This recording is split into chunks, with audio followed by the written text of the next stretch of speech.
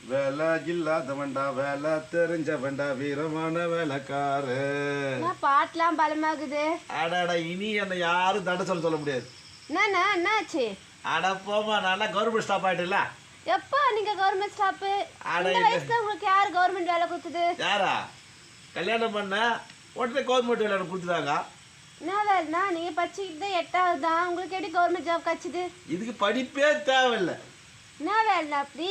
அட என்ன ration card இருந்தால் போதும், ஆதார் அட்டை தான் போதும், நம்ம ஜாப் ரெடி கவர்மெண்ட்ல. என்ன சொல்றீங்க? நானே டிஎன்பிஎஸ் 10 வருஷமா இதுங்கிறேன், எனக்கே ஜாப் கிடைக்கல. டிகிரி 2 டிகிரி முடிச்சிட்டு 10 வருஷம் என்னோட ஜாப் கிடை கஷ்டம். ஆனால் எங்களுக்கு அப்படி கிடையாது. ரேஷன் கார்டு ஆதார் அட்டை தான் போதும், கவர்மெண்ட் வேலை கொடுத்துட்றான். ஆனால் என்ன ஒன்று, நீங்கள் புக்கை பார்த்து படித்து மரத்தடியாக உட்காந்து படிச்சுட்டு பரிச்சேரி நீங்கள் பாஸ் பண்ண முடியல, வேலை கிடைக்கல. ஆனால் எங்களுக்கு அப்படி கிடையாது, மரத்தடியில் தான் எங்களுக்கு வேலையே. என்னண்ணா வேலை மரத்தல்ல? ஒரே ஒரு கட்டவர் பற்றி தான் எடுத்து போகணும். அது எத்தனை மரத்தடியில் போட்டு உக்காந்துருக்கா தான் வேலை. இப்போ இது கணக்கு எடுப்பாங்க, எனக்கு சம்பளம் வரும், எனக்கு கவர்மெண்ட் அப்சல்யூட் முடிச்சு எனக்கு உண்டு. ஏரி வேலை தான் இவ்வளோ நேரம் சொல்லியிருக்கீங்களா? ஏரி வேலை தான் நான் கவர்மெண்ட். இந்த ஏரி வேலை கிட்டலாம் சொல்கிறேன். நீ அவன் இறங்கணுமா ஏரி வேலை செய்து பற்றியா?